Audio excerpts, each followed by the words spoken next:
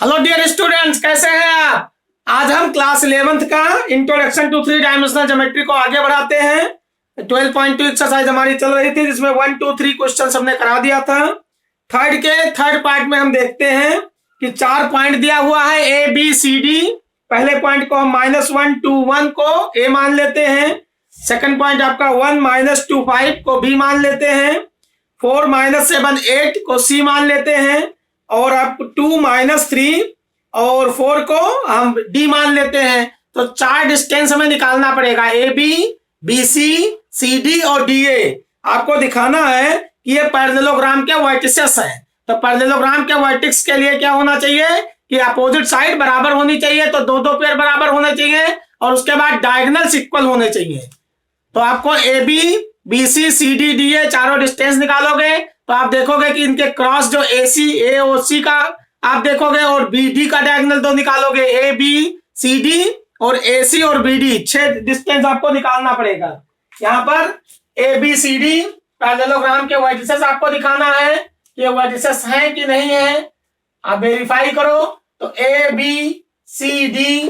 अब यहाँ हम A B B C D और डी ए निकालेंगे, फिर ए और सी का डिस्टेंस निकालेंगे और बी और डी का डिस्टेंस निकालेंगे। तो यहाँ पर अगर अपोजिट साइड ये मान लो डिस्टेंस D1 है, ये D2 है, ये D3 है, ये D4 है, तो दो दो का पेयर मान लो D1 D3 बराबर आ गया और D2 D4 बराबर आ गया।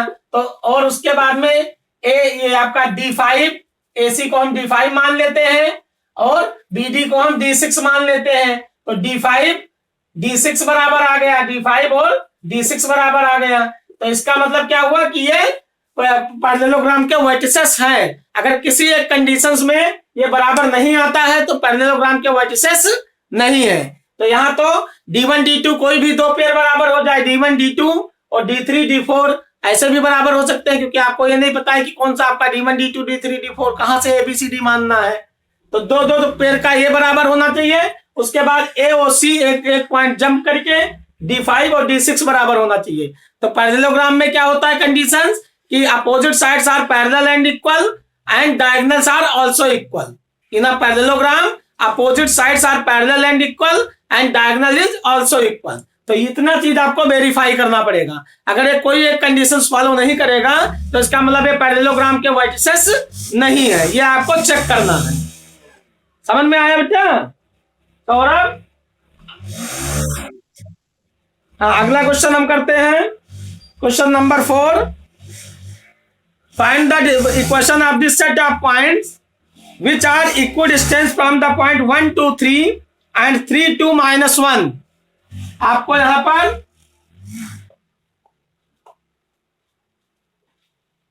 शो करना है find the equidistance of this set of points which are equidistant from the point। एक पॉइंट मान लेते हैं P है, इसका कोऑर्डिनेट हम XYZ मान लेते हैं। एक पॉइंट A है, इसका कोऑर्डिनेट हम 1 2 3 दे रखा है 1 2 3। एक पॉइंट B है, इसका कोऑर्डिनेट दे रखा है 3 और 2 -1 है। अब हम PA और PB की डिस्टेंस बराबर है, ये दे रखा है कि आप इक्वेशन पता करो। Find the equation of this set of point.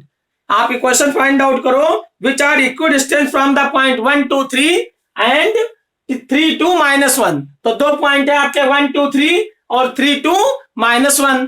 अब यहां पर आपको ये दे रखा है कि ये इक्वल डिस्टेंस पर है, इसका मतलब PA जो है वो PB के बराबर है, PA is equal to PB। तो आप इक्वेशन फाइंड आउट करो। तो P पॉइंट का हम मान के चलते हैं कोऑर्डिनेट XYZ है। आप लिखोगे let coordinate of P is equal to XYZ। अब distance between PA is equal to PB दे रखा है, तो PA स्क्वायर क्या होगा, PB स्क्वायर के स्क्वायर करने पर रूट कट जाएगा। फिर आप डिस्टेंस बिटवीन 2 पॉइंट का फॉर्मूला लगाओगे, x1 - x2 का होल स्क्वायर, तो x -1 का होल स्क्वायर प्लस में y1 - y2 का होल स्क्वायर, y -2 का होल स्क्वायर प्लस में z1 - z2 का होल स्क्वायर, z -3 का होल स्क्वायर, z -3 का whole square is equal to, इधर भी आपका PB निकालो डिस्टेंस बिटवीन 2 पॉइंट का फॉर्मूला लगा के, x -3 का होल स्क्वायर प्लस y -2 का होल स्क्वायर प्लस यहाँ पर z+1 हो जाएगा, -1 है तो +1 हो जाएगा, z+1 का होल स्क्वायर। सारे पॉइंट आप इस साइड में ले आओ, तो x -1 का होल स्क्वायर प्लस में y माइनस 2 का होल स्क्वायर प्लस में z माइनस 3 का होल स्क्वायर, z माइनस 3 का होल स्क्वायर, और ये प्लस है इधर लाओगे माइनस में x माइनस 3 का होल स्क्वायर और माइनस में y माइनस 2 का होल स्क्वायर माइनस में z प्लस 1 का होल स्क्वायर बराबर में 0 हो जाएगा। अब फार्मूला आप लगाओगे ए स्क्वायर माइनस बी स्क्वायर का, तो एक्स एक्स इकट्ठा कर लेते हैं, ए स्क्वायर माइनस बी स्क्वायर का फार्मूला लगाते हैं यहाँ, तो ए प्लस बी, इसमें ए स्क्वायर माइनस बी स्क्वायर लगाते हैं, इसके साथ वाई वाले में ए स्क्वायर माइनस बी स्क्वायर की आइडेंटिटी यूज करते हैं, ऐसे जेड वाले में ए स्क्वायर माइनस बी स्क्वायर की आइडेंटिटी यूज करते हैं। तो एक ब्रैकेट में A plus B A minus B, तो ये आ जाएगा आपका X minus 1 A plus B, तो एक्स माइनस 1 प्लस में X minus 3 into A minus B into में ए माइनस बी, तो A minus B means X minus 1 minus X plus 3 हो जाएगा, A square minus B square plus में यहां पर भी A square minus B square formula लगाएंगे Y के केस में, तो वाई माइनस 2 ए प्लस बी, तो वाई माइनस 2 हो जाएगा, वाई माइनस 2 और प्लस में वाई माइनस 2, तो ये आपका वाई स्क्वायर, ये वाई माइनस 2 का होल स्क्वायर और ये कैंसिल हो जाएगा क्योंकि ये आपका प्लस है, वाई माइनस 2 का होल स्क्वायर प्लस में है और वाई माइनस 2 का होल स्क्वायर प्लस में है, ये माइनस में है तो माइनस प्लस कैंसिल हो गया। जेड वाले में लगेगा A square minus B square, तो एक ब्रैकेट में आपका जेड माइनस 3 प्लस में जेड प्लस 1 हो जाएगा ए प्लस बी, दूसरे में ए माइनस बी तो जेड माइनस 3, सेकंड केस में Z minus 3 minus Z minus 1 हो जाएगा बराबर में 0 हो गया। A square minus B square formula लगा दिया आपने। अब x में x ऐड करोगे तो ये वैल्यू आ गई 2x और माइनस 1 और माइनस 3 तो माइनस 4 हो गया, तो 2x माइनस 4 इंटू में x से x कैंसिल हो जाएगा, 3 में से 1 माइनस करोगे तो इंटू में 2 हो गया, प्लस में z का कैलकुलेशन करते हैं, z में z ऐड करोगे तो 2z हो गया और माइनस 3 माइनस 1 तो माइनस 2 हो जाएगा, मल्टीप्लाइड में यहाँ पर z से z कैंसिल हो गया, माइनस 3 इंटू माइनस 3 माइनस 1 तो माइनस 4 इज इक्वल टू 0 हो गया। अब ब्रैकेट हम ओपन करते हैं, 2 से मल्टीप्लाई करते हैं तो 2 2 जा 4x, माइनस में 2 4 जा 8 और माइनस में 2 4 जा 8 8z हो जाएगा और 2 2 जा 4 तो 2 4 जा 8 प्लस में 8 इज इक्वल टू 0 हो गया। तो यहाँ प्लस 8 माइनस 8 कैंसिल हो गया, ये आ गया 4x माइनस 8z बराबर में 0। हम 4 कॉमन ले लेते हैं तो x minus 2z is equal to 0, 4 उधर जाएगा तो डिवाइड हो जाएगा, तो x माइनस 2z बराबर 0, यही आपका इक्वेशन हो गया। तो आपको P एक पॉइंट है जिसके बीच में आपको इक्वेशन फाइंड आउट करना था और PA और PB दोनों इक्वल डिस्टेंस पर है, तो आपने PA is equal to PB आपको गिवन दे रखा है, तो हमने क्या किया है स्क्वायरिंग बोथ साइड कर दिया, ये गिवन आपको दे रखा है PA PB के बराबर है, फिर आपने स्क्वायर इसलिए किया कि रूट कट जाए, तो स्क्वायरिंग बोथ साइड कर दिया तो रूट कट जाएगा, PA square is equal to PB square, फिर आप वैल्यू रख दोगे x1 y1 z1, ये x2 y2 z2, ये आपका x y z ही पॉइंट P की पोजीशन मान लिया है, तो x1 माइनस x2 का whole square plus y1 minus y2 का whole square plus z1 minus z2 का होल स्क्वायर। समझ में आया? समझ में आ गया बेटा? अगला क्वेश्चन हम करते हैं, क्वेश्चन नंबर अगला फिफ्थ क्वेश्चन देखते हैं। Find the equation of this set of the point P, the sum of whose distances from A and B is equal to 10। यहाँ कह रहे फोर्थ की तरह ही ये भी क्वेश्चन है, 5 question. Find the equation of this set of point P, आपको point P आप देख सकते हो इस क्वेश्चन को,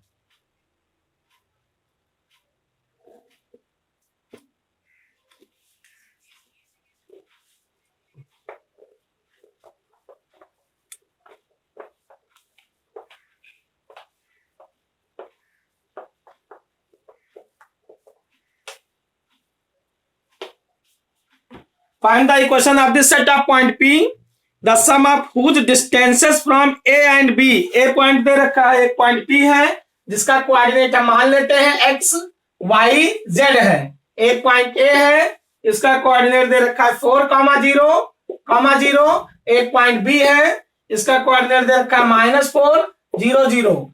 अब आपको PA और PB इन दोनों के डिस्टेंस का सम PA प्लस में PB इज इक्वल टू दे रखा है 10 है, तो find the equation of this set of points P, page number 273, exercise 12.2 का 5th क्वेश्चन है, क्वेश्चन नंबर 5।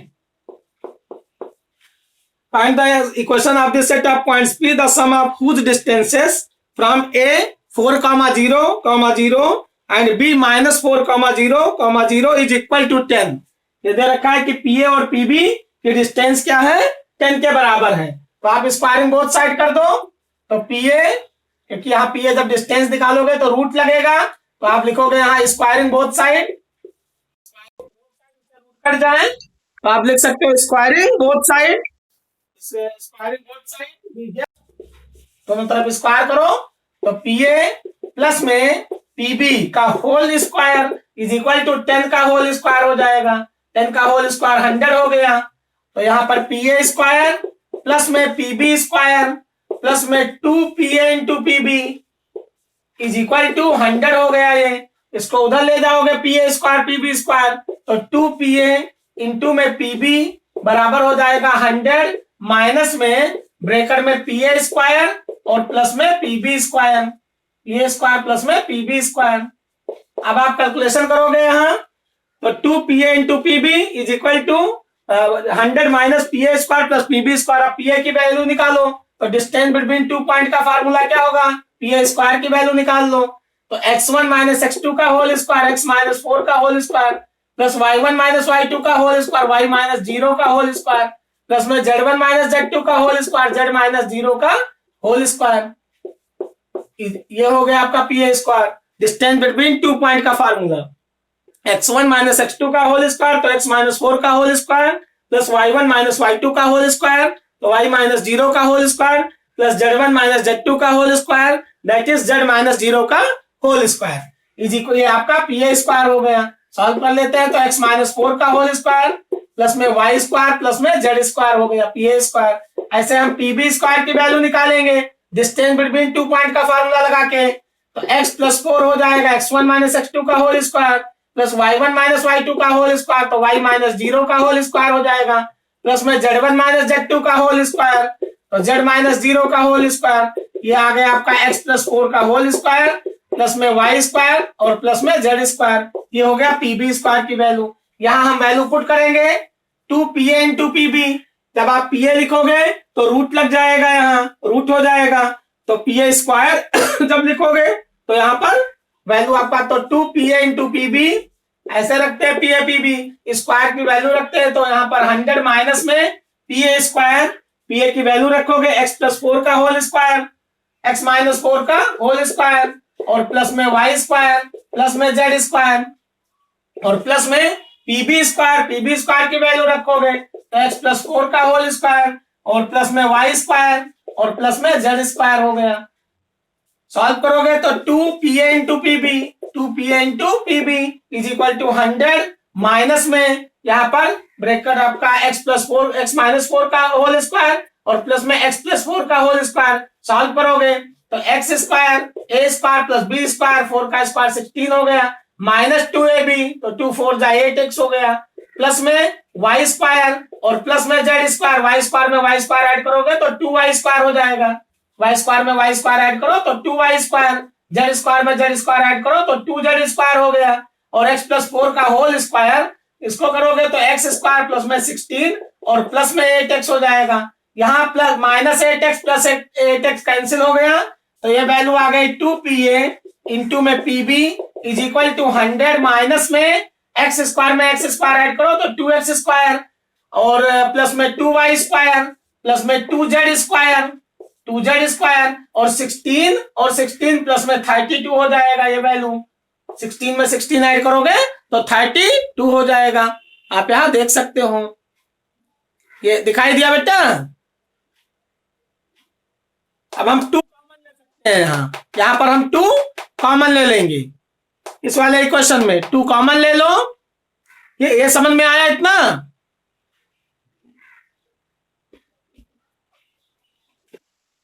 हाँ, वैल्यू रखना है बस इसमें, इसके बाद 2 कॉमन ले लो। इसमें आप 2 कॉमन यहां लोगे तो 2PA into PB is equal to 2 पूरे में कॉमन ले सकते हो, तो 2 कॉमन लोगे तो यहाँ 50 आ गया, माइनस में ब्रैकेट में एक्स स्क्वायर प्लस में y square, x square plus में वाई स्क्वायर प्लस में जेड स्क्वायर और प्लस में 16 हो गया।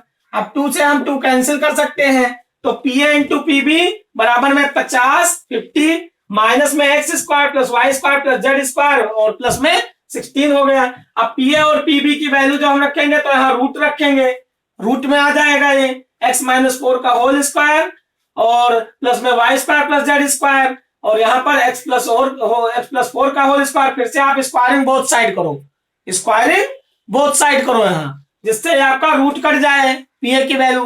तो P A into P B फिर दोनों को मल्टीप्लाई करना है, तो आप यहाँ स्क्वायरिंग बोथ साइड करोगे तो ये वैल्यू आ जाएगी पी ए स्क्वायर इंटू में P B square is equal to 50 का होल स्क्वायर करोगे, 50 का होल स्क्वायर। ये आपका माइनस है, इसको आप इधर भी लाओगे तो प्लस हो जाएगा। ये 50 इधर रखो, इसको माइनस को आप इस साइड में ले आओ, फिर स्क्वायरिंग बोथ साइड कर दो। तो ये 50 का होल स्क्वायर 2500 हो गया, 2500 माइनस में यहाँ पर इसका होल स्क्वायर करोगे तो ब्रैकेट में आपका x square plus y square plus z square plus 16 का होल स्क्वायर और यहाँ पर माइनस 2ab तो 2 5 100 और ये आपका रूट के अंदर आ जाएगा x square y square z square और प्लस में 16 हो गया। आप स्क्वायरिंग बोथ साइड करके आप यहाँ पी ए स्क्वायर और पी बी स्क्वायर की वैल्यू आप पुट कर दोगे। समझ में आया? थोड़ा लंबी क्वेश्चन है, कैलकुलेशन इतना कर लो। अब और आगे बताएं 12.3 सेक्शन फार्मूला। सेक्शन फार्मूला में आपने पढ़ा है इंटरनल डिवीजन और यहां पर एक और आ गया है एक्सटर्नल डिवीजन। इंटरनल डिवीजन और एक्सटर्नल डिवीजन और सेंट्रॉइड का फार्मूला। यहां पर सेक्शन फार्मूला में मान लो एक पॉइंट ए है, इसका कोऑर्डिनेट x1 y1 और z1 है। एक पॉइंट बी है, इसका कोऑर्डिनेट x2, y2, z2 है। अब इसको ए बी लाइन ए और बी पॉइंट को ज्वाइन करोगे तो एक लाइन ए बी आएगी। सपोज करो कोई पॉइंट पी है जो इसको इंटरनली m/n में डिवाइड कर रहा है। अगर ये इंटरनल पॉइंट इंटरनल डिवीजन है, यह हो गया सेक्शन फार्मूला। सेक्शन फार्मूला तो यहां पर इंटरनल डिवीजन है तो एक्स एक्सिस का कोऑर्डिनेट बराबर होगा mx2, ये पॉइंट पी का कोऑर्डिनेट x और y और z मान लेते हैं एक्स वाई जेड। ये पॉइंट ए था, इसका कोऑर्डिनेट x1 y1 z1 था। एक पॉइंट बी था जिसका कोऑर्डिनेट x2 y2 z2 था। एक पॉइंट पी है जिसका कोऑर्डिनेट x y z है, x y z। तो ये पॉइंट आपका पी जो है वो ए बी लाइन को m/n में डिवाइड कर रहा है और इंटरनल डिवाइड कर रहा है। ये पॉइंट पी जो है ए बी लाइन के बीच में कहीं लाइज कर रहा है, ए बी पॉइंट के बीच में कहीं लाइज कर रहा है। और एपी और पीबी का रेशियो मतलब एपी और पीबी रेशियो में अगर रखा जाए तो m/n है। एपी जो सेक्शन है वो p है, m है और पीबी n है। तो mx2 x एक्सिस का कोऑर्डिनेट बराबर होगा mx2 प्लस में nx1 अपॉन में m प्लस n। ऐसे y एक्सिस, ये y एक्सिस p का जो कोऑर्डिनेट है y, तो y कोऑर्डिनेट बराबर होगा my2 प्लस में ny1 अपॉन में m प्लस n। ऐसे z एक्सिस का कोऑर्डिनेट बराबर होगा mz2 प्लस में nz1 अपॉन में m प्लस n। इसको हम section formula for internal division कहते हैं। अगर कोई पॉइंट मान लो यही पॉइंट आपका p जो एक्स वाई इंटरनल था, ये बाहर से इसको डिवाइड कर रहा है m/n में, इसका कोऑर्डिनेट एक्स वाई जेड है। तो यहाँ पर section formula for external division का हो जाएगा mx2 माइनस nx1 अपॉन में m माइनस n। जहां प्लस है वहां माइनस हो जाएगा। y एक्सिस का कोऑर्डिनेट बराबर हो जाएगा my2 माइनस में ny1 अपॉन में m माइनस n और z एक्सिस का कोऑर्डिनेट हो जाएगा mz2 माइनस में nz1 अपॉन में m माइनस n। अगर ये एक्सटर्नल डिवाइड कर रहा है तो ये p पॉइंट जो है वो ए बी लाइन को m/n में एक्सटर्नली डिवाइड कर रहा है। तो यहां पर जो प्लस है इंटरनल डिवीजन में वो माइनस हो जाएगा, प्लस की जगह माइनस रख देना, बाकी सारी वैल्यूज वही रहेंगी।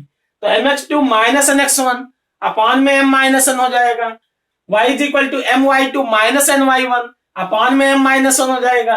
z is equal to mz2 minus nz1 upon में m माइनस n हो जाएगा। ये आपका एक्सटर्नल डिवीजन का होगा और ये इंटरनल डिवीजन का होगा। तो सेक्शन फार्मूला 2 हो गया, external division and internal division. ये आपका section formula for internal division, external division, section formula for external division. ये एक्सटर्नल डिवीजन का हो गया, एक्सटर्नल डिवीजन, और ये हो गया आपका इंटरनल डिवीजन का तीनों। समझ में आया? ये समझ में आया बेटा? समझ में आ गया? हाँ, तो section formula for internal division, अगर point P A B line के बीच में कहीं लाइज कर रहा है और अगर पी पॉइंट बाहर से लाइन को डिवाइड कर रहा है बाहर से, तो उसको एक्सटर्नल डिवीजन कहा जाएगा। तो आपने 10th में इंटरनल डिवीजन का फार्मूला पढ़ा है केवल दो एक्सेस के केस में, एक्स एक्सेस वाई एक्सेस, यहाँ एक तीसरा एक्सेस भी आ गया है जेड एक्सेस, तो mz2 प्लस nz1 अपान में m प्लस n हो जाएगा। अब ये हो गया आपका सेक्शन फार्मूला। एक होता है सेंट्राइड। सेंट्राइड क्या है इसके बारे में तो देख लेते हैं। कोई मान लो ट्रायंगल्स है ए बी सी, ये ट्रायंगल्स है। ए पॉइंट का कोऑर्डिनेट x1 y1 z1 है, बी पॉइंट का कोऑर्डिनेट हम मान लेते हैं x2 y2 और z2 है बी पॉइंट का कोऑर्डिनेट, और सी पॉइंट का कोऑर्डिनेट x3 y3 और z3 है। ए बी सी एक ट्रायंगल्स है जिसके ए बी सी वर्टिसेस हैं। इसके कोऑर्डिनेट ए पॉइंट का कोऑर्डिनेट x1 y1 z1 है, बी पॉइंट का कोऑर्डिनेट x2 y2 z2 है और सी पॉइंट का कोऑर्डिनेट x3 y3 z3 है। अगर यहां पर मीडियन ए बी सी का मिड पॉइंट डी है, ए सी का मिड पॉइंट हम मान लेते हैं ई है और ए बी का मिड पॉइंट हम मान लेते हैं एफ है। बी सी का मिड पॉइंट डी हो गया, ए सी का मिड पॉइंट ई हो गया और ए बी का मिड पॉइंट एफ हो गया। अब वर्टेक्स से अपोजिट साइड के मिड पॉइंट को मिलाने वाली लाइन मीडियन कही जाती है। वर्टेक्स से अपोजिट साइड के मिड पॉइंट को मिलाने वाली लाइन मीडियन होती है। तो एडी मीडियन हो गई ट्रायंगल की। ऐसे ये आपका एसी का मिड पॉइंट ई है और बी वर्टेक्स हो गया। तो वर्टेक्स से अपोजिट साइड के मिड पॉइंट को मिलाने वाली लाइन मीडियन हो गई। यहां पर ये वर्टेक्स हो गया, इसकी अपोजिट साइड ए बी हुई और एफ मिड पॉइंट है तो आपने सी एफ को ज्वाइन किया, ये मीडियन हो गई। जहां पर तीनों मीडियन इंटरसेक्ट करती हैं उसको हम सेंट्रॉइड कहते हैं। क्या कहते हैं? सेंट्रॉइड कहते हैं। जहां पर तीनों ट्रायंगल की मीडियन इंटरसेक्ट करती हैं तो इसको जी लेटर से शो करते हैं और मीडियन हमेशा 2:1 में डिवाइड करती है, 2:1 में एक दूसरे को इंटरसेक्ट करती है।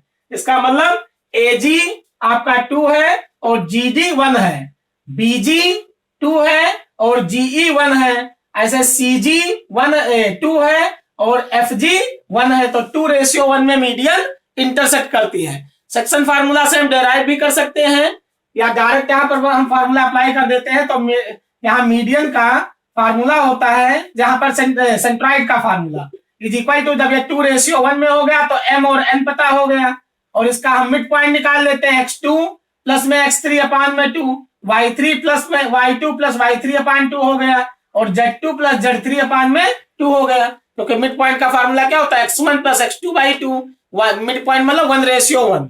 मिड पॉइंट मीन्स 1:1 बराबर रेशियो हो जाता है। तो 1:1 लेके चलते हैं मिड पॉइंट के केस में। तो यहां पर हम जब इसका फार्मूला 2:1 लेंगे तो m की वैल्यू 2 हो गया और n की वैल्यू 1 हो गया। अब डी पॉइंट का क्या निकालेंगे? Mid point. तो x2 plus x3 by 2, y2 plus y3 by 2, z2 plus z3 by 2 हो जाएगा। फिर सेक्शन फार्मूला अप्लाई कर देंगे तो ये सॉल्व करके आपका आएगा x1 प्लस में x2 प्लस में x3 अपान में 3, x1 plus x2 plus x3 अपान में 3। ये x एक्सिस का कोऑर्डिनेट हो गया। y का हो जाएगा y1 plus y2 plus y3 अपान में 3 और z3 का हो जाएगा z का z1 plus z2 plus z3 अपान में 3। तो ये हो गया आपका सेंट्रॉइड का कोऑर्डिनेट।